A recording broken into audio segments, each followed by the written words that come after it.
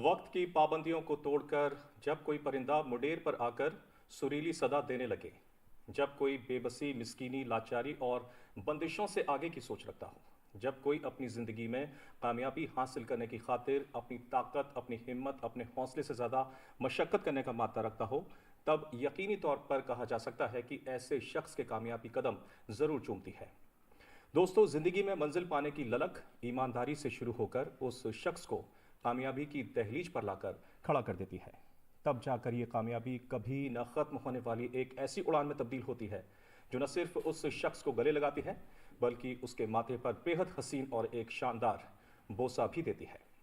हौसलों की उड़ान के आज के स्पेशल एपिसोड में मैं राशिद आपका खैर मकदम करता हूँ, इस्तकबाल करता हूँ। और नाजरीन, आज मुलाकात, एहसासात, जज्बात का तफसीली सिलसिला एक ऐसी अजीम शख्सियत के साथ जिसने बच्चों के चेहरे पर ईश्वरीय मुस्कान लाने के लिए वो रास्ता चुना जो कांटों से लबालब था, खून से लथपथ था, और उनका दृढ़ निश्चय, उनकी एक इच्छा शक्ति उनको बहुत लंबे रास्ते पर लेकर गई, और इसकी मौजूदा वक्त के अंदर कोई मिसाल पेश नहीं आती है।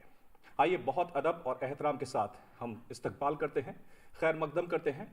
कोई और नहीं, ये हैं बच्चों के भाई साहब, मानवता के मसीहा, देश की आन बान शान और सत्य की पहचान। हौसलों की उड़ान में आज के मेहमान कोई और नहीं, नोबेल पीस प्राइज विजेता कैलाश सत्यार्थी जी। बहुत बहुत आपका खैर मकदम। और बहुत बहुत शुक्रिया राशिद साहब। बड़ा ही सम्मान का भाव इस वक्त मुझे महसूस हो रहा है इस मंच पर आपके साथ साझा करते हुए। बहुत शुक्रिया, और मुझे भी बड़ी खुशी है जी। कुछ और बात मैं थोड़ी सी आपके सम्मान में कह दूं कि अक्सर हम देखते हैं कि जो समाज के तथाकथित नेता होते हैं और उनको कोई पद मिलता है तो फिर वो माननीय कहलाते हैं। और एक उदाहरण मेरे जहन में आता है, यानी कि पद मिलने पर गरिमा बढ़ती है। एक उदाहरण मेरे जहन में आता है सर कि भारत के पूर्व राष्ट्रपति 2000 से लेकर 2007 के दरमियान अबुल पाकिर जैनुल आबिदीन अब्दुल कलाम साहब, और जब उन्होंने पद को ग्रहण किया तो उस पद का गरिमा और मान और बढ़ गया। इसी तर्ज पर आज हौसलों की उड़ान में जो आप मौजूद हैं, हम आपकी मेज़बानी कर रहे हैं, तो हमारा मान बढ़ता है आपके होने से, और इस शो का भी मान बढ़ता है। बहुत खैर मकदम और कारपेट वेलकम करता हूँ, बहुत अभिनंदन करता हूँ आपका। बहुत शुक्रिया, बहुत शुक्रिया। नाम में क्या रखा है, अक्सर लोग कहते हैं कि नाम में क्या रखा है, कैलाश सत्यार्थी। कैलाश जैसे जो आपके कैलाश पर्वत जैसे जो विराट और विशाल इरादे आपके, और उसके बाद कैलाश शर्मा से सत्यार्थी का जो चेंज है जी, तो कैलाश सत्यार्थी जी का आखिर सत्य क्या है? मेरा सत्य एक ही है कि पूरी कायनात एक है। उसमें रहने वाले, उसमें पैदा होने वाले, उसमें उसे छोड़ के जाने वाले, जो ज़िंदा हैं, जो ज़िंदा नहीं हैं, वो सब एक हैं। और मेरे जहन में कभी ये जो अलगाव है, जी अलग अलग मुल्कों की सीमाएं हैं, अलग अलग मज़हबों की दीवारें हैं, अलग अलग बिरादरियों में बटे हुए लोग जी हैं, ये मेरे जहन में नहीं उतर पाते हैं। लोग काफ़ी कोशिश कराते हैं समझाने की, लेकिन मैं कहता हूँ पूरी कायनात, पूरी कुदरत एक ही है। और हमको फ़ख्र होना चाहिए कि हम उन 8 साढ़े 8 अरब लोगों में से एक हैं, उस फैमिली के हिस्से हैं जिसमें 8.5 अरब लोग दुनिया में रहते हैं। तो यही मेरा सत्य है, एक होना, जी। The oneness of the world. तो पूरी दुनिया को एक ही कहते हैं ना कि एक तस्वीर भी देखना चाहते हैं, एक मोतियों की माला के अंदर देखना चाहते हैं। बहुत कुछ कहा जा चुका सत्यार्थी जी के विषय में, बहुत कुछ बातें हो चुकी, बहुत मंच हो गए। नोबेल पीस प्राइज़ जो कि भारत का एकमात्र प्राइज़ है जो आपको मिला है पीस के लिए, इस पर भी हम चर्चा करेंगे। लेकिन जैसे कि आपने सत्य की आपने बात करी, तो जब आप 5 वर्षीय थे उस वक्त का भी एक सत्य है, एक मोची का बेटा और एक मोची और आपका क्लासरूम, और वो जो वाकया है, तो कहते हैं ना कि पूत के पैर पालने के अंदर दिख जाते हैं। तो शायद ये दास्तान वहीं लिख दी गई थी कि इतना बड़ा कार्य करेंगे कैलाश जी। मुझे मालूम नहीं कि दास्तान लिखी गई थी तब या कब लिखी गई, लेकिन मुझे वो पहला दिन हमेशा याद रहता है जहाँ मेरे स्कूल के दरवाजे पर ही मेरी ही उम्र का एक 5-6 साल का मोची का बच्चा जूतों पे पॉलिश वगैरह करते हुए नज़र आता है। और जब मैं स्कूल जाता हूँ तो अपने टीचर से पूछता हूँ, पहली ज़िंदगी में जो पहला सवाल मैंने पूछा कि माँ साहब, ये एक बच्चा बाहर क्यों बैठा हुआ है, वो हम बाकी बच्चों के साथ स्कूल में क्लासरूम में क्यों नहीं है? तो वो थोड़े चौंके, क्योंकि कौन ये बच्चा 5 साल 5.5 साल का ये सवाल करेगा। लेकिन उन्होंने धीरे से समझाया कि ये कोई अजूबी बात नहीं है, ये तो बहुत आम बात है। गरीबों के बच्चे अपने माँ बाप की मदद करते हैं और इस तरह कुछ पैसे भी कमा लेते हैं। तो जब मैं लौटा स्कूल से तो तब भी वो बच्चा वहीं बाहर मिला, खुली धूप के नीचे। घर वालों से भी मैंने पूछा, सब वही बात करते थे। लेकिन मुझे रोज़ सुबह और शाम दोपहर बाद वो उसी तरह दिखता था, कभी कभी अकेला और कभी अपने अब्बा हुजूर के साथ, अपने पिताजी के साथ। तो एक दिन मैं हिम्मत करके बड़ा हौसला बना के लौटा स्कूल से और उसके पास रुका और मैंने उन दोनों से पूछा यही सवाल। तो बच्चा तो बहुत शर्माते हुए धीरे से झुक के, सिर झुका के बैठा रहा, लेकिन उसके जो अब्बू थे वो हाथ जोड़कर खड़े हो गए।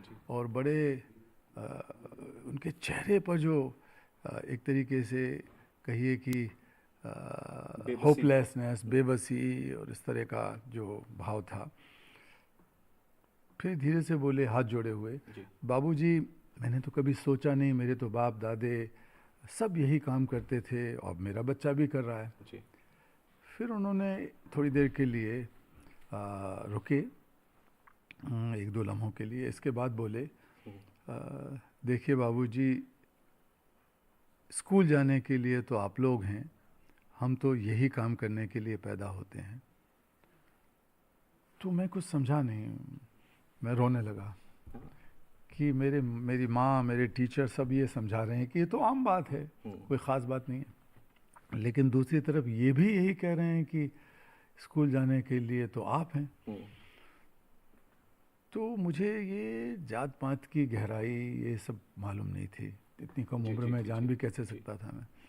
रोते हुए मैं घर आया, बहुत मैंने सोचा, लेकिन उस तस्वीर ने मेरा एक नज़रिया ही बदल दिया, ज़िंदगी का नज़रिया मेरा बदला। पहली बात तो ये कि जो कुछ बहुत पढ़े लिखे लोग, बहुत इज़्ज़तदार लोग, दानिशमंद लोग जो कह रहे हैं, ज़रूरी नहीं कि वो एक जस्टिफाइड चीज़ हो, वो सही हो। वो चला आ रहा है 100 साल, 200 साल, 1000 साल, 2000 साल से। जो उस समय की सच्चाई है, आज भी सच्चाई हम मान रहे हैं और चले जा रहे हैं। तो मैं सवाल उठाना सीखा। मुझे लगा कि जवाबों के पीछे उसको ढाल बना के तो पूरी दुनिया चलती है। हमें सवालों की एक मसाल जला के उसकी तलवार लेके आगे बढ़ना पड़ेगा। उसमें जो भी मुसीबत आएंगी, दिक्कतें आएंगी, लेकिन हम उसको लड़ने के लिए तैयार। धीरे धीरे करके मेरा मन बना।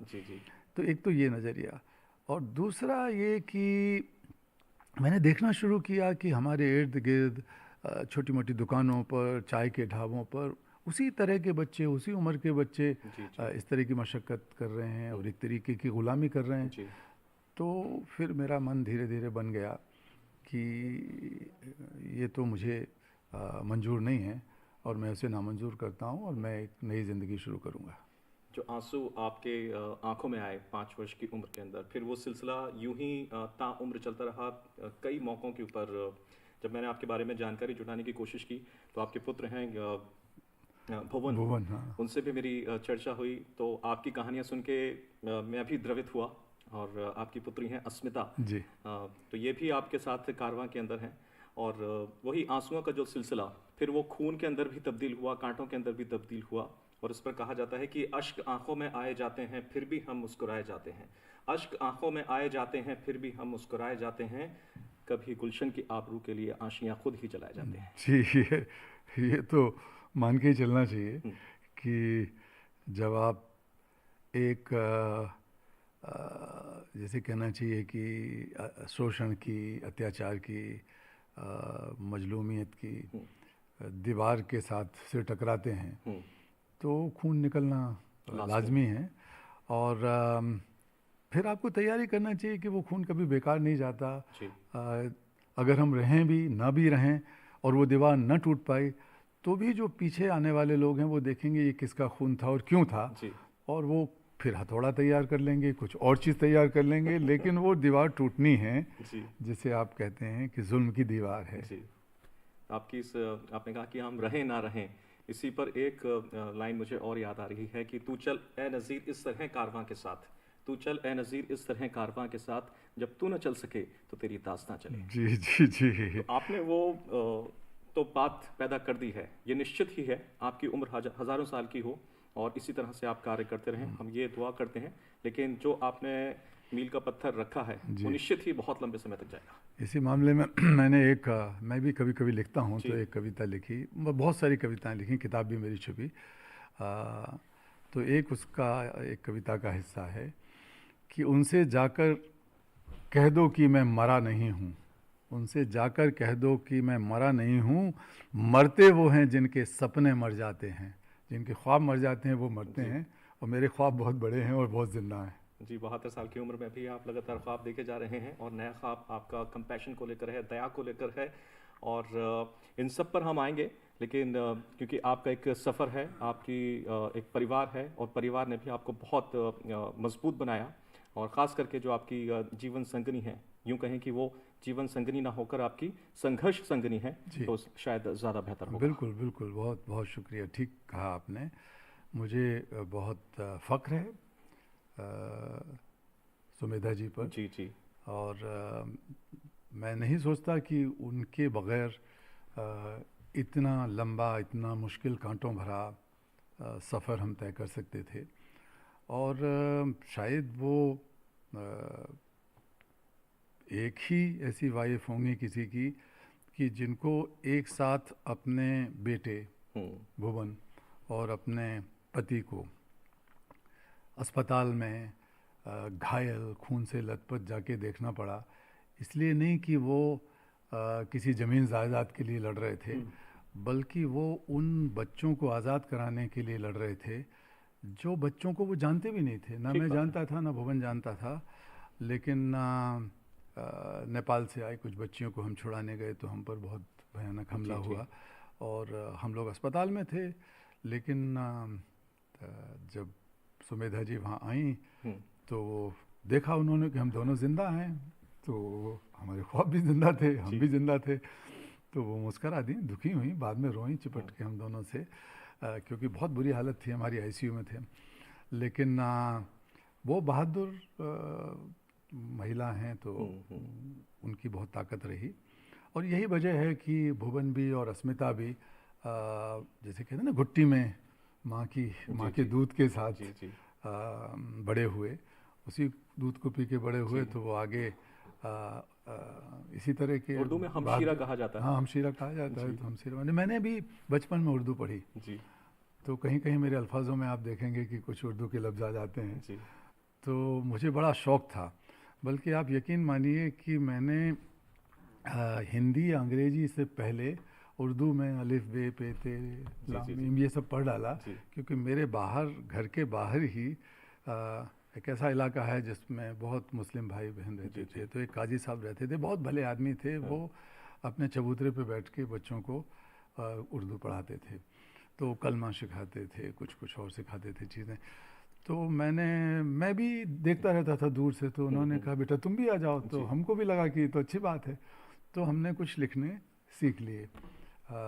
लेकिन बाद में कुछ प्रैक्टिस नहीं रही, भूल भाल गए, लेकिन मैं पढ़ना भी जानता था और लिखना भी जानता था। ज़िंदगी ना घूम कर आती है। देखिए आज आपके उर्दू चैनल में मैं बैठा हूँ आपके साथ। जी।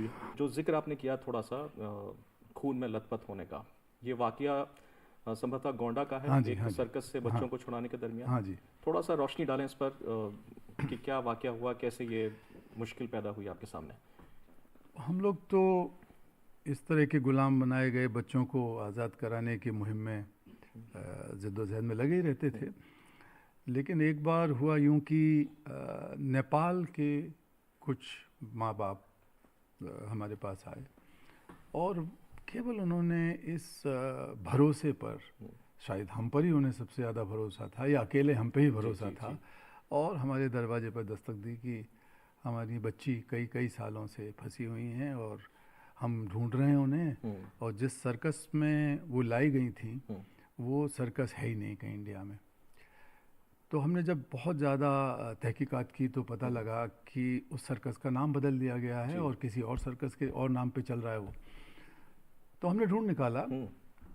फिर जब पता लगा कि उस सर्कस के मालिकान बहुत ताकतवर, बहुत रसूखमंद आदमी हैं और सरकार के साथ भी मिले हुए हैं बहुत ज़्यादा और पैसे वाले बहुत हैं, तो बहुत टफ, बहुत मुश्किल ये फैसला था हमारा।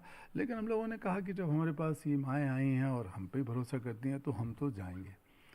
तो हम लोग अपनी एक छोटा सा ग्रुप बना के वहाँ पहुँचे गोंडा में, कर्नेलगंज एक जगह है, कर्नेलगंज में, वहीं वो सर्कस चल रहा था।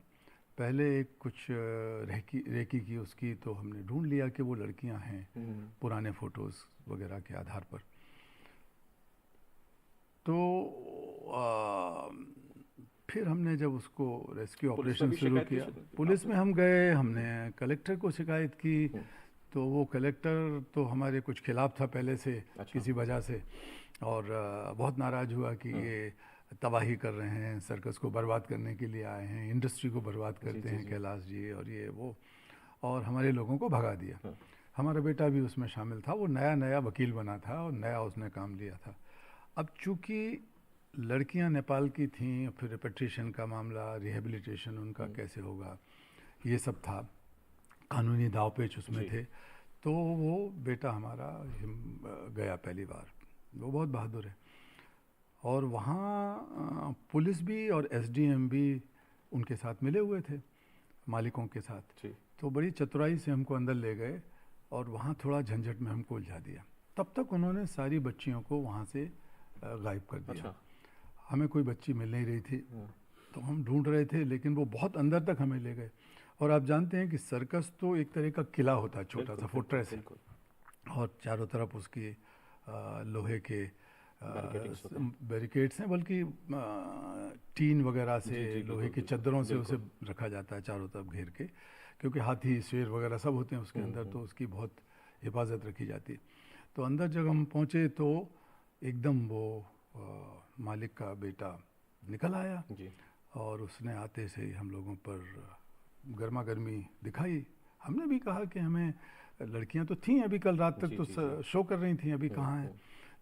तो वो इतना नाराज़ हुआ कि गुस्से में आके उसने अपनी पिस्टल निकाल ली, और एक समझिए कि एक लम्हे से भी कम का वक्त था, एक जैसे कहते हैं ना, स्पर ऑफ द मोमेंट, उसने निकाल के ट्रिगर दबाया, वो चढ़ाया उसका अपना, और दबाने वाला था कि वो पुलिस का जो वहाँ का थानेदार था वो बहुत देर से इशारा कर रहा था उसको। और इत्तेफाक से हमारे पास एक कैमरा था, जैसे ये आपके सामने कैमरे चल रहे हैं, तो कैमरे भी हमारे लिए तो भगवान की तरह साबित हुए। तो वो कैमरा मैन बड़ी बिल्कुल पूरी चीज़ खींच रहा था, सारी बहस को और उसकी बंदूक निकालने को भी, जो कि कैमरे पे रिकॉर्ड हो गई। और इसके बाद वो जोर से ही बोल पड़ा थानेदार, अरे भाईजान ये क्या कर रहे हो, ये देखो पीछे कैमरा, एविडेंस हो रहा है। तो उसने मेरी तरफ एकदम देखना बंद करके सबसे पहले वो कैमरे पे उसकी नज़र गई, और कैमरे वाले पे लपक पड़ा, उसको खींचा, तोड़ के ज़मीन पे फेंक दिया, और हम भी इधर उधर निकलने की कोशिश करने लगे। लेकिन तभी उसने जोर से चिल्ला के कहा, अब हम उसके निशाने पे नहीं रहे, क्योंकि भीड़ भाड़ हो गई, उनके लोग भी थे, हमारे लोग भी थे, तो भीड़ भाड़ में वो गोली मारने के लिए कहाँ से धक्का मुक्की करता। उसने अपने आदमियों को कहा कि मार डालो इनको, और गाली गलौज करने लगा। तो जिसके हाथ में जो लगा, किसी के हाथ में लोहे की रॉड थी, किसी के वो बांस जो होते हैं जिस पर सर्कस दिखाया जाता है, बांस के अंदर वो लोहे के ये लगे रहते हैं छोटे से छल्ले, वो सब मारने लगे। तो आप देखिए कि मैं, मेरा बेटा भुवन और मेरा एक कार्यकर्ता गोविंद, हम तीनों वहाँ पर घायल पड़े थे, खून से लथपथ, और तो बिल्कुल सड़क उसके बाहर, सर्कस के बाहर,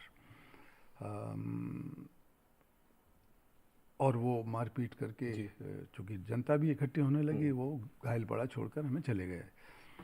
हॉस्पिटल कैसे पहुँचे? तो तभी इत्तेफाकन एक कोई जर्नलिस्ट वहाँ से गुजर रहे थे। जी, जी। वो गाड़ी से तेज़ी से जा रहे थे। उन्होंने देखा सड़क पे भीड़ लगी हुई है तो गाड़ी तो रोकनी पड़ी। तो उन्हें भी क्यूरियोसिटी हुई, उतरे वो, देखा तो कुछ लोग घायल पड़े थे। राइट। तो उन्होंने मुझे पहचान लिया क्योंकि मेरा कुछ इंटरव्यू वगैरह जी, उन्होंने जी, पहले जी, किया जी। था। तो उन्होंने कहा ये तो कैलाश सत्यार्थी हैं। तो जल्दी से उन्होंने वैसे ही उठाया। ठीक। और सर फटा हुआ था मेरा, पैर में भारी चोट थी बाद में। इधर कंधे पे भी, भुवन की पीठ में भी, रीढ़ की हड्डी में बहुत चोटें लगी थी। गोविंद का भी सर फटा हुआ जी, था। जी। हम सबको डाला गाड़ी में, अपनी गाड़ी में, और लेके लखनऊ भागे और लखनऊ में हॉस्पिटलाइज किया। ठीक। तो बहुत खून बह चुका था।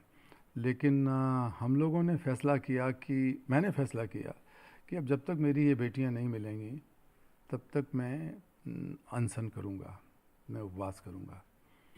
तो अब ये फैसला सुन के डॉक्टर भी हैरान हो गए। डॉक्टरों ने मना किया, मेरे सब साथियों ने मना किया कि आप वैसे ही पड़े हुए हो, अभी अस्पताल से जब छूटोगे जी। तो आपको कम से कम 1 महीना लगेगा ठीक होने में, दुरुस्त होने में। मैंने कहा जो भी होगा करेंगे। हमने हिम्मत करके दूसरे ही दिन, तीसरे दिन, तो एक दिन तक तो अस्पताल की हालत ख़राब ही थी हमारी। बिल्कुल।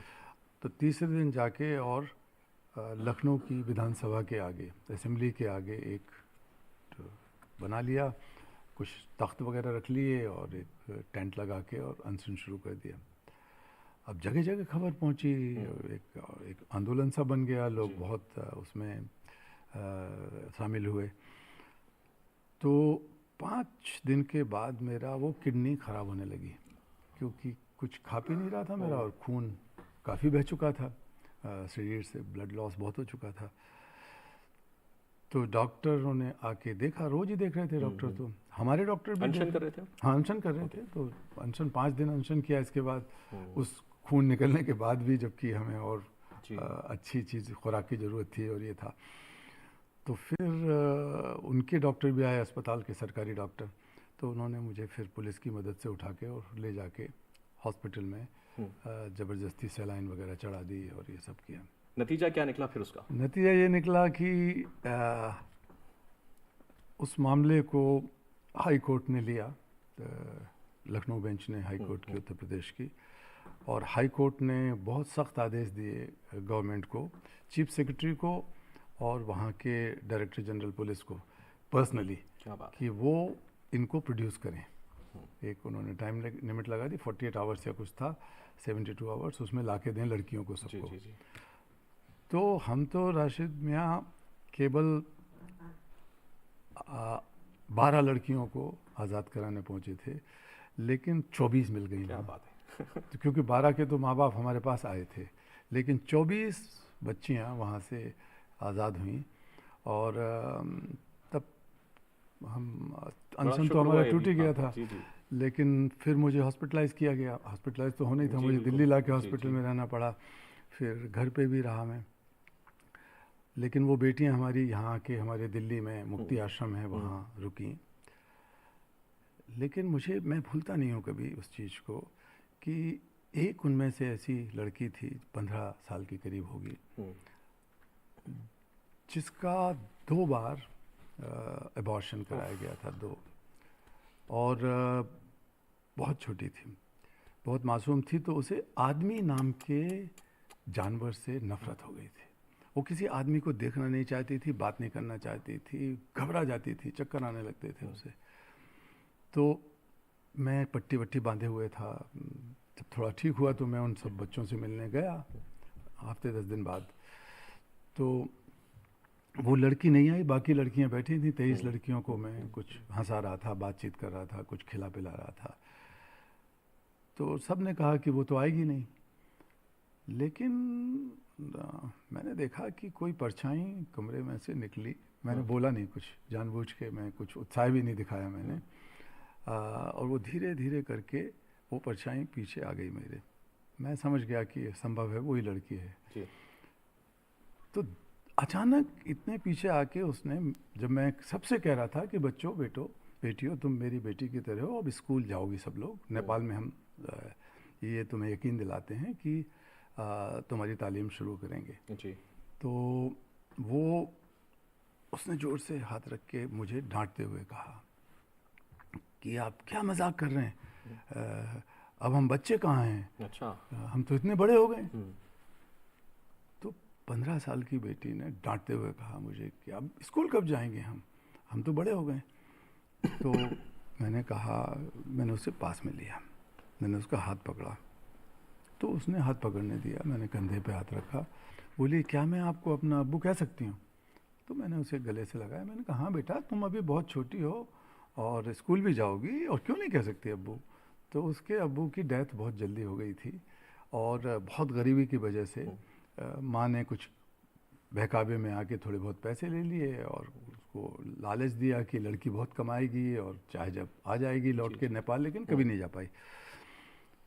तो फिर वो चिपट के बहुत रोई, बहुत देर तक रोती रही, और वो उसका सारा एक तरीके से बचपन लौटने लगा जी उस जी रोने जी। में, आंसुओं में। लेकिन उसने जो बात बाद में कही, उसने कहा देखिए, मेरी पत्नी सुमिता जी और हम दोनों थे, और एक और लेडी थी हमारे साथ, हमारी कार्यकर्ता, कि देखिए आप लोग तो ज़िंदगी में एक बार मरते हैं, लेकिन मैं तो कई कई बार मरी, ओहो। हर रोज़ मरी, रोज़ हर बार मरी, कई बार मरी। तो हमको बहुत मतलब तकलीफ़ हुई। उसने ये भी कहा कि आ, जब भी हम अच्छा काम करते थे, बहुत बढ़िया, हाथी के ऊपर या झूलों पर, तो हमको इनाम मिलता था, और वो इनाम हमें बुलाते थे मालिक लोग, हम्म। मालिकान, उनके मैनेजर, और कई बार लोकल पुलिस या लोकल लोग, और वो आके कहते थे आज बहुत खूबसूरत लग रही थी, अच्छा किया, तुम अब आज हमारे साथ ही सोओगी। तो इस कदर दरिंदगी। इसका दरिंदगी। और इसका फिर उसने कहा देखिए कि कई बार हम डर जाते थे, कई बार शेर दहाड़ जाए, हाथी के ऊपर हम बैठे हैं, कुछ और हो जाए, तो हमारे चेहरे पे डर आ जाए, कांप जाएं हम, या फिसल जाएं झूले पे से, तो बहुत डांट लगती थी, और कहते थे आज तुमको सज़ा मिलेगी, और खींच के ले जाते थे अपने बिस्तर पर रात को। उफ। तो वही सज़ा और वही इनाम एक ही होता था हमारा। अब देखिए कि हम दुनिया का सबसे बड़ा लोकतंत्र हैं, हम दुनिया में इतनी तरक्की कर चुके हैं, हमारी दुनिया इतनी तरक्की कर चुकी है, इतने मज़हब हैं, इतने मजहबी होली प्लेसेस हैं, जी इतने धर्म गुरु जी हैं, सब है, सब कुछ है दुनिया में। मैं भारत की बात नहीं कर रहा हूँ, दुनिया जी भर में। जी। लेकिन किन हालातों में हमने बच्चों की ज़िंदगी बना दी है। तो ये उस फिर कैलाश जी, जो आपकी इतनी लंबी यात्राएं, आपकी इतना काम, इतना आपने तकलीफ़ों को करीब से देखा, लोगों को करीब से देखा, न सिर्फ हिंदुस्तान के बल्कि तमाम अदर जो कंट्रीज़ हैं वहाँ पर भी, इसी विषय को मैं थोड़ा सा, कि जो दरिंदगी की बात है, ये एग्जिस्ट किस हद तक करती है माशरे के अंदर, समाज के अंदर, क्या आपका ऑब्जर्वेशन है एग्जैक्टली किस तरीके से एग्जिस्ट करती है दरिंदगी? दरिंदगी के कई फसाद हैं, कई उसके रूप हैं। एक रूप मैंने बताया गुलामी के रूप जी में है, जो क्रोनिक पॉवर्टी है, जो इतनी ज़्यादा गरीबी है, इतनी ज़्यादा गुर्बत है दुनिया के कई हिस्सों में।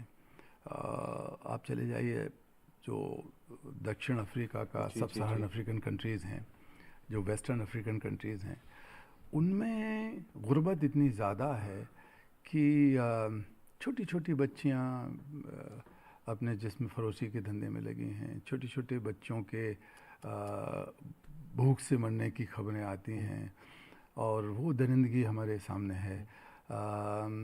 हमारे ही मुल्क में छोटे छोटे बच्चों के ऊपर जो सेक्सुअल अब्यूज़ होते हैं, जो उनके जिस्मानी शोषण होता है, एक्सप्लॉयटेशन होता है, वो हमारे सामने खबरें आती रहती हैं।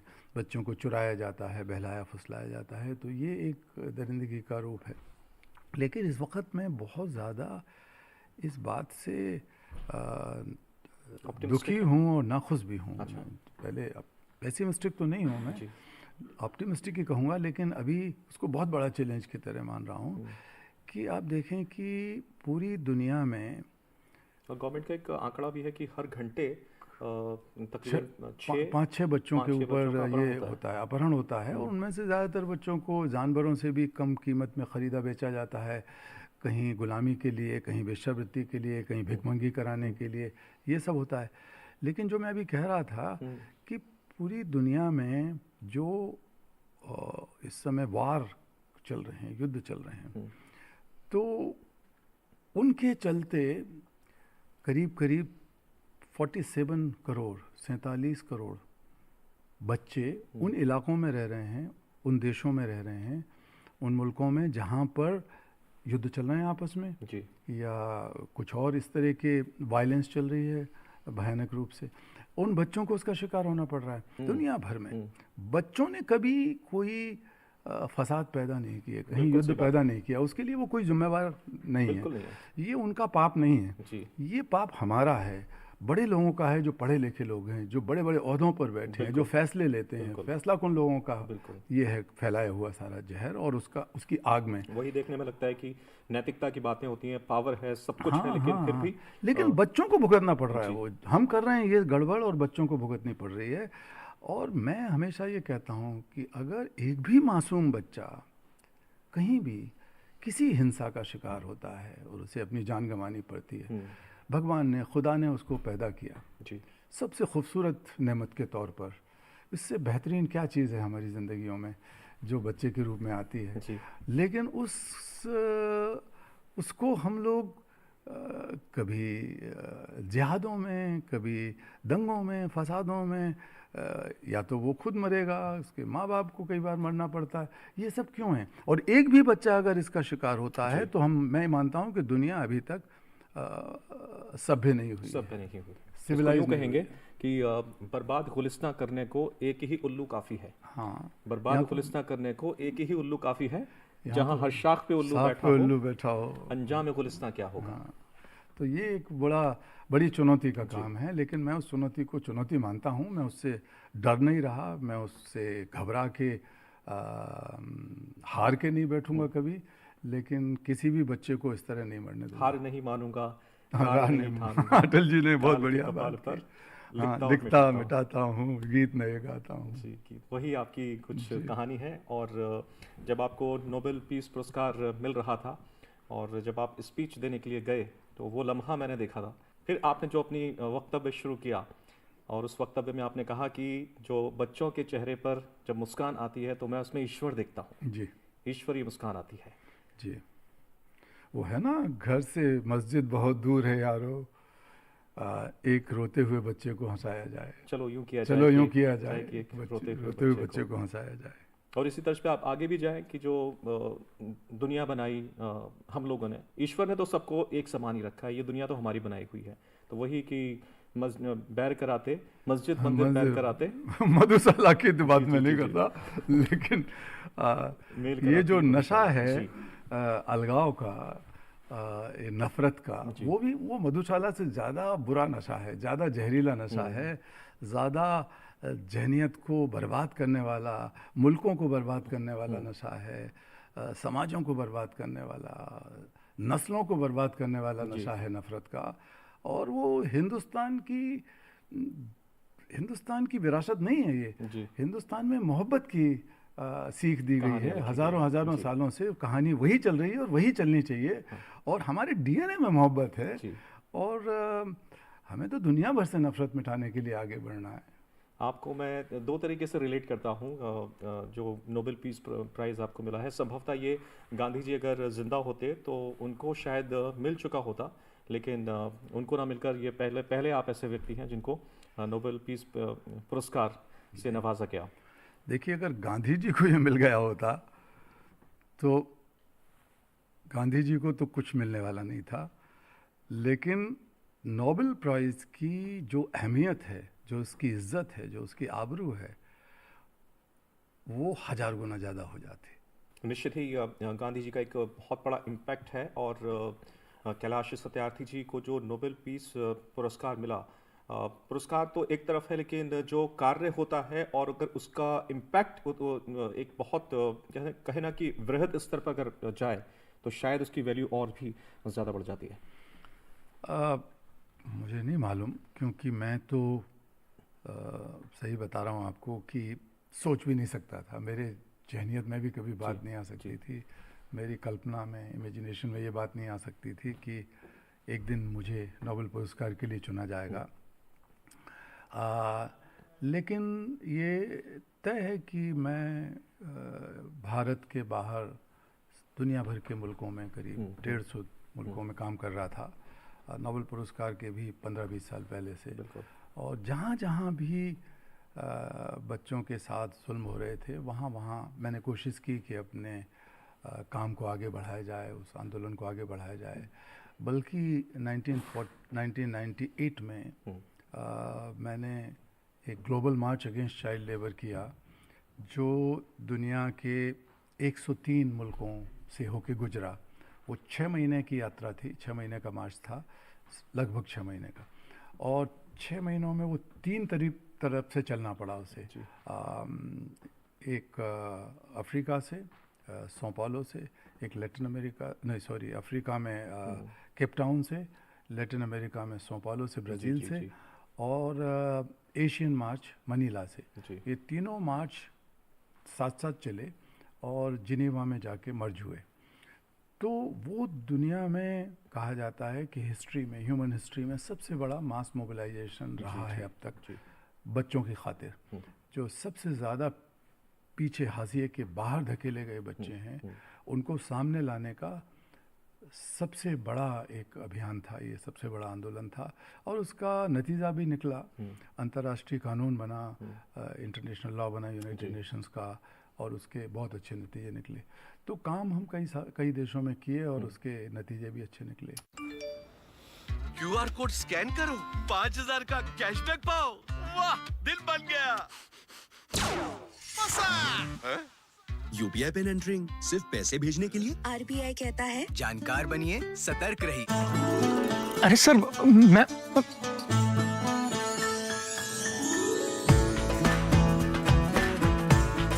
इस बार की नेकी दिलाए हर दिल को एहसास कि वो है हमारा खास। अपनों के लिए प्रभु जी लच्छा, प्रभु जी लच्छा, नेकी मुबारक। एक लाइन है कि चौरे तू पहले कौन आयो। हाँ, Am I right? जी जी जी जी, इसी तरह का कुछ था। जी। आप आगरा के हैं, आपके पड़ोस में राजस्थान है थोड़ी दूरी पर, तो ये राजस्थान की एक द्रवित बच्ची, कर देने वाली कहानी जी है। जी जी। तो थोड़ा सा बहुत शॉर्ट में इस कहानी पर जरा रोशनी डालें कि क्या केले का और प्याज का भी कुछ माजरा है वहाँ पर, और फिर आपके आंसुओं का भी माजरा है। जी। तो एक बार हमें खबर मिली कि 3 पीढ़ियों के लोगों को, बच्चों को, उनके माँ बाप को और उनके दादा दादी को हरियाणा की एक पत्थर की खदान में गुलाम बना के रखा गया है। तो हमने जब जांच पड़ताल की तो पता लगा कि ये खदान वहाँ के बहुत ही ज़्यादा इन्फ्लुएंशियल, बहुत ही ज़्यादा असरदार एक पॉलिटिशियन की खदानें हैं। तो कोई अफसरों ने हमें मदद करने से इनकार कर दिया, कोई भी तैयार नहीं हुआ। फिर हमने रात भर मेहनत करके सुबह सुबह रेस्क्यू ऑपरेशन किया और बहुत सारे 50-60 बच्चों को, बड़ों को, सबको आज़ाद कराया। जो बच्चे वहीं पैदा हुए थे, उनके माँ बाप भी वहीं खदान में काम करते करते पैदा हुए थे, और दादा दादी को राजस्थान से हरियाणा लेके आया गया था 3 पीढ़ियों पहले। तो मेरी गाड़ी में मैं बच्चों को कार में भर के खुद ही चला रहा था, क्योंकि वो बड़ा रिस्की मामला होता है ना, मिनटों सेकंडों का मामला होता है कि कोई बंदूक निकाल ले, कुछ और कर दे, बच्चे को मार दे, हमको मार दे। तो बहुत तेज़ी से मैं चला रहा था और ये बच्चे एकदम सहमे हुए बैठे थे, जो कोई ऐसी अजूबी बात नहीं थी, मैं सैकड़ों बार उसे देख चुका था। और बड़े लोग जो थे और कुछ बड़े बच्चे थे, वो एक ट्रक के अंदर बैठे हुए थे। तो मैं जब तेज़ी से भगा रहा था तो मेरे मन में आया कि पीछे कुछ केले रखे हुए हैं, रात के बचे हुए, क्योंकि पूरी रात हमने नज़र रखी कि कौन सा सबसे बढ़िया मौका है जिसमें हम घुस सकते हैं वहाँ और निकाल सकते हैं। जब पुलिस हमारे साथ नहीं, कोई हमारे साथ नहीं, तो हम ही को करना था। तो वो सुबह 5-6 बजे का मौका था, जब वो बंदूकधारी वहाँ जो था वो जाता था अपना सुबह के अपने गांव भी उसका पास में था, तो 1-आध घंटे के लिए जाके आता था। तो पीछे रखे हुए केलों को देखकर मैंने कहा, बच्चे तुम ये केले खाओ और फिर हम कुछ बात करेंगे, केले खाओ उठा के। तो किसी ने सुना नहीं, अनसुना कर दिया। फिर किसी ने, मैंने कहा वो जो हरे पीले से रखे हैं ऐसे वो उठा के दो, तो वो उठा के दिया केले के गुच्छे को। हमने कहा इसको खाओ, तोड़ तोड़ के अलग अलग एक एक निकाल लो। निकाल लिए बच्चों ने हमारे कहने पर। और थोड़ी देर बाद मैंने देखा कि ये बच्चे ऐसे चबा रहे हैं, चबा चबा के नीचे थूक रहे हैं। और उनमें से एक बच्चे ने कहा उस चबाने से पहले कि ऐसा प्याज तो मैंने पहले कभी नहीं देखा। केले को प्याज कह रहे हैं। हाँ, प्याज ही देखा उन्होंने। दूसरे 2-3 बच्चों ने उस एक दूसरे केले को आगे पीछे भेजा। हर बच्चे ने उसको छुआ, टटोला, बोले ऐसा तो आलू भी नहीं देखा हमने। मैंने कहा नहीं, ये मीठी चीज़ है। उन्होंने मीठी चीज़ कभी चखी नहीं थी जिंदगी में। खैर, तो जिस समय वो खा के थूक रहे थे तो उस वक्त मैंने इस बात को ध्यान दिया और मुझे खुद अपने आप पर बड़ा खौफ हुआ कि यार मैंने इनको तो ये बताया ही नहीं कि केले खाए कैसे जाते हैं। जी। छिलका छील के केला खाया जाता है। वो बिना छीले खा रहे थे और थूक रहे थे, कुछ खा रहे थे, उन्हें समझ नहीं आ रहा था। तो मैंने उनको छीलना सिखाया, गाड़ी भगाते भगाते। अब 5-7 मिनट बाद अचानक मेरे पीछे कंधे पर किसी का हाथ पड़ा। हालांकि वो 8 साल की मासूम बच्ची थी, लेकिन वो पत्थर तोड़ने वाला हाथ था। गुस्से में उसने हाथ मारा, लेकिन उसमें गुस्सा भी था, प्यार भी था, शिकायत भी थी, अपनापन भी था। और उसने एक सेंटेंस बोला, क्यों रे, तू पहले क्यों नहीं आयो? तू पहले क्यों नहीं आया? वो सवाल उसने केले के स्वाद की वजह से नहीं पूछा। वो सवाल उसने इसलिए पूछा क्योंकि उसने अपने छोटे भाई को वहाँ बिना दवाई के मरते हुए देखा। उसने अपनी माँ के साथ बलात्कार होते हुए देखा, और जब उसके पिता ने अपनी पत्नी को बचाने की कोशिश की तो उसे सिगरेटों से या बीड़ी से दाग दिया गया, आदमी को पकड़ के बांध के। ये सब देख चुकी बच्ची, आप समझ सकते हैं कि उसकी क्या मानसिकता, क्या हालत रही होगी। लेकिन शायद पहली बार उसे इंसान पर यकीन आया। उसके मन में आया कि किसी से तो कहूँ मैं कि तू पहले क्यों नहीं आया। अब मैं रोने लगा, मुझे इतना क्योंकि शायद परवरदिगार ने मुझे ही चुना कि वो लड़की मासूम मुझसे कह सके और मुझे चुनौती दे सके कि तू पहले क्यों नहीं आया। मेरे जरिए वो दुनिया से जुड़ी, मेरे जरिए वो इंसानियत से जुड़ी, उसे अपने अंदर इंसान होने का एहसास हुआ। तो मैं कुछ बोल नहीं पाया। आज भी मैं याद करता हूँ तो मुझे रोना आ जाता है। लेकिन ये जो उसने सवाल पूछा, वो सवाल मेरे लिए नहीं था। ये सवाल दुनिया भर के हुक्मरानों के लिए था, दुनिया भर के गद्दियों पर बैठे हुए लोगों के था, दुनिया भर के मंदिरों, मस्जिदों, गिरजाघरों, सिनेगॉग, गुरुद्वारों में, धार्मिक स्थलों में बैठे हुए लोगों के लिए था, धर्म गुरुओं के लिए था, क्योंकि वो बड़ी बड़ी बात करते हैं इंसानियत की, मानवता की। तो सबके लिए था जो यकीन करते हैं संविधानों में, आईन में, जो कानून कायदों में यकीन करते हैं, उन सब के लिए ये चुनौती थी। हमें कौन सी चीज़ रोकती है दुनिया से गुलामी ख़त्म करने के लिए? आज भी दुनिया में 13-14 करोड़ बच्चे इस तरह की ज़िंदगियां जी रहे हैं, बाल मजदूरी कर रहे हैं। तो कौन रोक रहा है हमें? हम बोलें, लिखें, कुछ तो करें। पैसे की तो कोई कमी नहीं है। मुझे लगता है आपका जो स्पीच में वक्तव्य था कि 1 हफ्ते की जो वॉर के दरमियान जितना पैसा खर्च होता है उससे पूरी बच्चों की गुर्बत मिटाई जा सकती है, स्कूल जा सकते हैं बच्चे। जी एकदम, ये बहुत शर्मनाक बात है। मैं कह रहा हूँ राशिद भाई, दुनिया आज जितनी अमीर है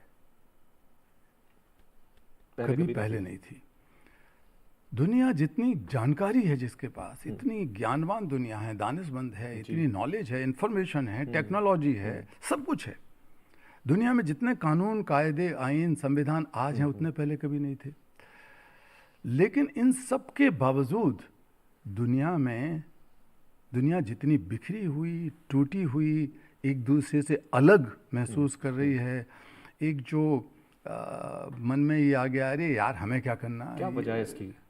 इसकी वजह के कारण ही मैंने नया आंदोलन शुरू किया। उसकी वजह है कि जिस ऑक्सीजन से, जिस चिंगारी से, जिस बीज से, जिस गोंद से हम लोग, 2 लोग आपस में जुड़े, 3 जुड़े, 10 जुड़े, लाखों साल इसमें लगे और एक हमारा समाज बना, मनुष्य समाज बना। और वो इंसानों ने मिल के रहना सीखा, फिर मोहल्ले बनाए, कबीले बनाए, शहर बनाए, मुल्क बनाए और सारी दुनिया बना ली, यूनाइटेड नेशंस बना लिया। इस बात के लिए कि हम अकेले नहीं कर सकते एक दूसरे की प्रॉब्लम्स का हल। हम एक दूसरे के लिए हमें करना पड़ेगा, एक जिम्मेवारी लेनी पड़ेगी आपस में, और वो जिम्मेवारी बहुत भीतर से होगी। ये बना, वो थी करुणा, वो था कंपैशन। अब उसके लिए मुझे किसी और भाषा में कोई और शब्द नहीं मिला, इसलिए जो नज़दीकी जो मुझे मिला वर्ड वो करुणा का मिला हिंदी में, और इंग्लिश में कंपैशन मिला।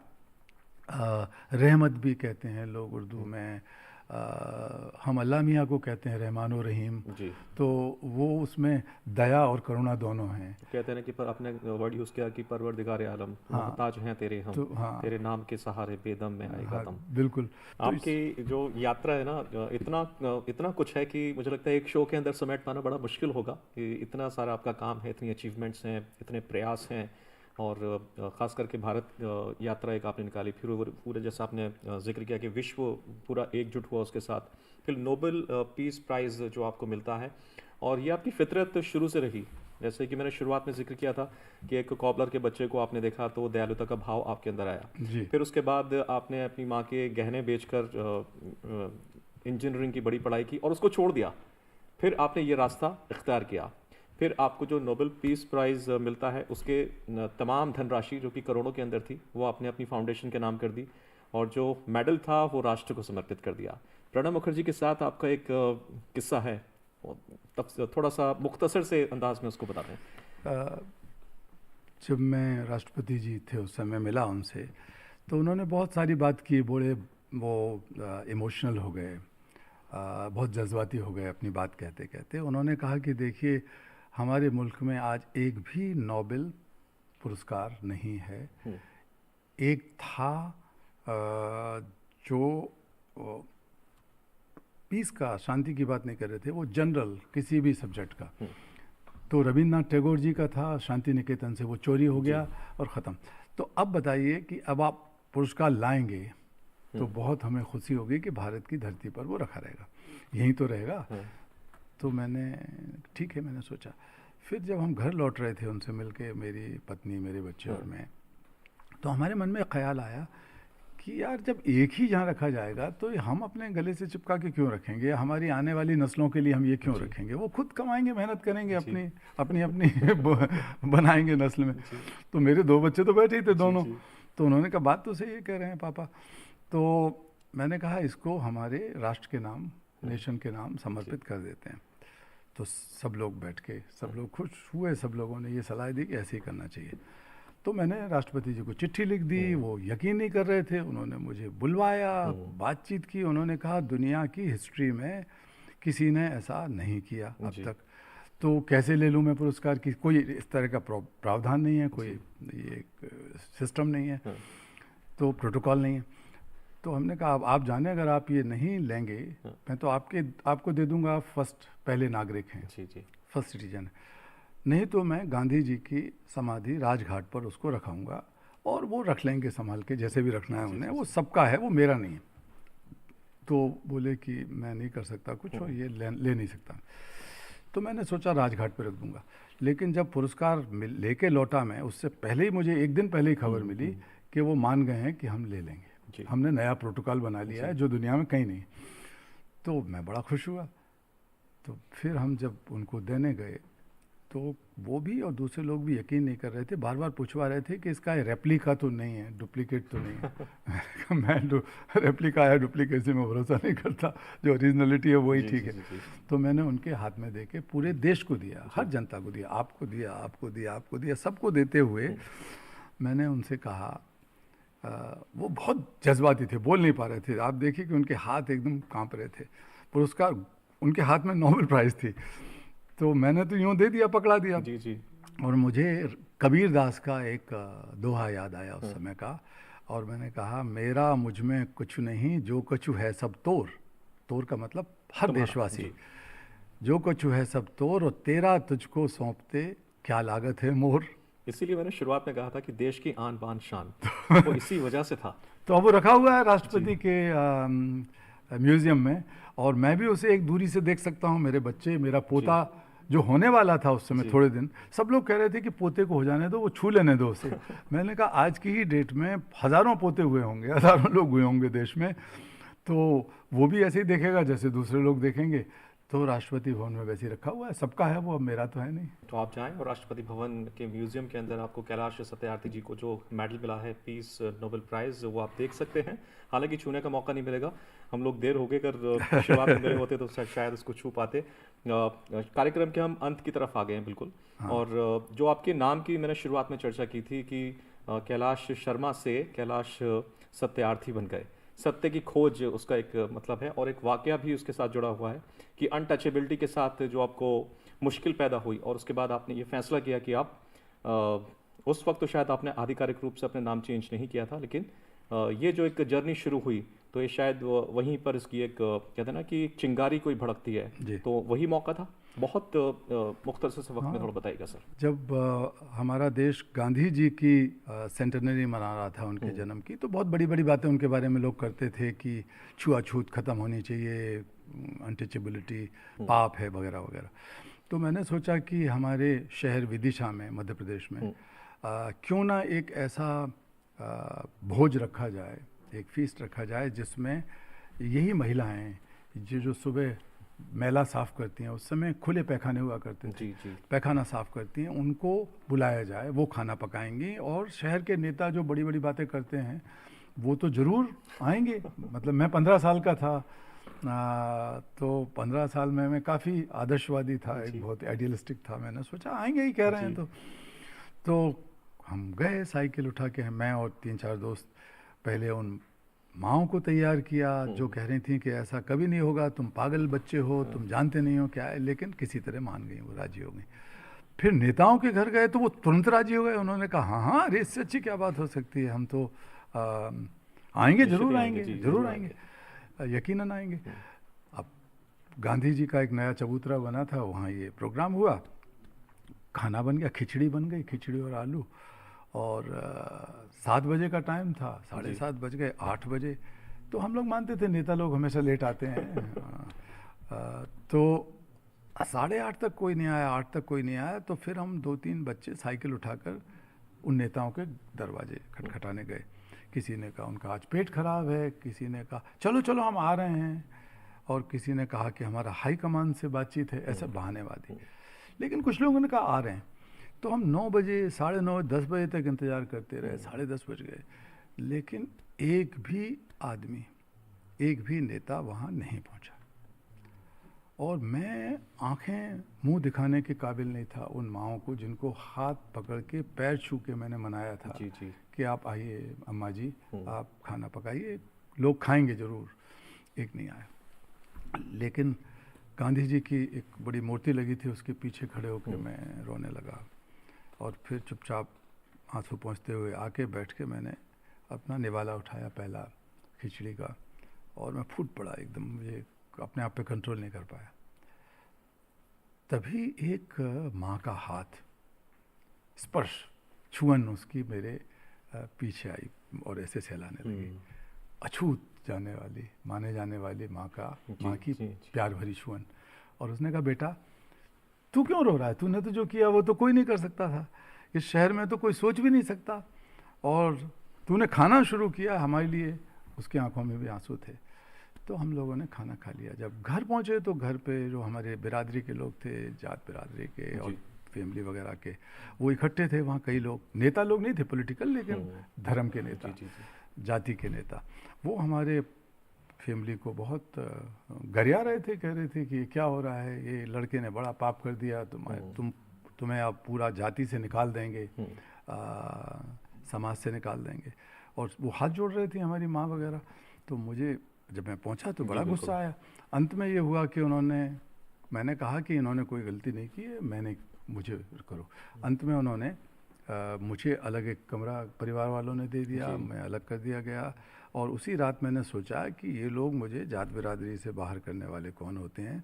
मैं खुद ही अपनी ज़िंदगी से ये भेदभाव, हर तरह के भेदभाव, हर तरह की बिरादराना चीज़ों को, बिरादरी को निकाल के बाहर करता हूँ। और मेरा सरनेम जो था, जो कि जाति सूचक नाम है, उसको बदल के मैंने कई साल लगे, क्योंकि मैं 15 साल का था, 18 साल से पहले कुछ कर नहीं सकता था। तो सत्यार्थी नाम मैंने अपने आप को देना शुरू कर दिया, बाद में वो कानूनी हो गया। तो सत्यार्थी का मतलब होता है स्टूडेंट ऑफ ट्रूथ, या समझिए कि सीकर ऑफ ट्रूथ। हाँ, सच को सच के पीछे चलने वाला, सत्य की खोज में, सच की खोज में। और मेरे लिए, जैसा मैंने कहा, सत्य है एकता, पूरे संसार का एक होना, हर आदमी के अंदर वो एका ढूंढना, जो वननेस है वो देखना। और उसी के लिए ये जो Satyarthi movement for global compassion है, कि हम कंपैशन को एक फोर्स की तरह दुनिया को बदलने का सबसे बड़ा साधन मानते हैं। और साल सवा साल पहले मैंने ये मूवमेंट लॉन्च किया। अभी किताब भी लिखी, करुणा द पावर ऑफ कंपैशन अंग्रेजी में। और वो जिस तरह से 5-7 दिन के अंदर ही उसकी बिक्री हो रही है, लोग उसे उठा रहे हैं, मुझे बहुत अच्छा लग रहा है कि लोग कुछ ना कुछ खोज रहे हैं कि सत्य को, वो एक सत्य खोज रहे हैं कि कहाँ गलती है, कहाँ कमी है। और वो कमी है करुणा के अभाव की, जिसे हम पूरा करेंगे। आपकी पूरी जर्नी पर, जहाँ से आपने शुरू किया और अब तक जो मुश्किलात आपके लिए शुरू में आई होंगी, तो उस पर यूँ कहा जा सकता है कि पीछे बंधे हैं हाथ और शर्त है सफ़र। पीछे बंधे हैं हाथ और शर्त है सफ़र, किससे कहूँ कि पैर का कांटा निकाल दे। आपने किसी से नहीं कहा, आपने कहा कि मैं खुद इस पैर के कांटे को निकाल दूंगा। और मैं कहता हूँ ना, वो जो दुष्यंत जी ने कहा कि कौन कहता है कि आकाश में सुराख नहीं हो सकता, एक पत्थर तो तबीयत से उछालो यारो। और एक जगह और उन्होंने अपनी नज़्म में कहा कि सिर्फ हंगामा खड़ा करना मेरा मकसद नहीं, मेरी कोशिश है कि ये सूरत बदलनी चाहिए। और मेरे सीने में नहीं तो तेरे सीने में सही हो कहीं भी आग, लेकिन आग जलनी चाहिए। वो आग है कंपैशन की, करुणा की। बिल्कुल, कहते हैं ना कि है दिल में अगन है मेरे वतन, ये जान न्यौछावर करने की। क्या बात है ऐसे जीने की, क्या बात है ऐसे मरने की। बहुत बहुत शुक्रिया हौसला की उड़ान में आने के लिए, और हमें बहुत गर्व महसूस कराने के लिए, फ़ख्र महसूस कराने के लिए कैलाश सत्यार्थी जी। हम उम्मीद करते हैं कि आपका सफ़र यूं ही चलता रहे, और पड़ाव बहुत आएंगे, एक के बाद एक पड़ाव आएंगे, और आप ऐसे ही हज़ारों वर्षों तक हिंदुस्तान की खिदमत करते रहें, बच्चों की खिदमत करते रहें, मानवता की खिदमत करते रहें। बहुत बहुत शुक्रिया, बहुत शुक्रिया आपका, और दूरदर्शन के सारे दर्शकों का मेरा बहुत बहुत शुक्रिया। सुरखरू होते हैं दुनिया में हमेशा वही लोग, दश्त व सहरा से जो सरगर्द गुजर जाते हैं। आज के हौसलों की उड़ान के इस स्पेशल एपिसोड में बस इतना ही, लेकिन चलते हुए आपको याद दिला दें कि अगर आप डीडी उर्दू को यूट्यूब पर भी देखना चाहते हैं तो हम भी वहां पर उपलब्ध हैं। अगले शुमारे में एक और अजीम शख्सियत के साथ फिर करेंगे मुलाकात। तब तक आप रखें अपना खासा ख्याल, फिर होगी मुलाकात। बहुत शुक्रिया जुड़ने के लिए। आदाब।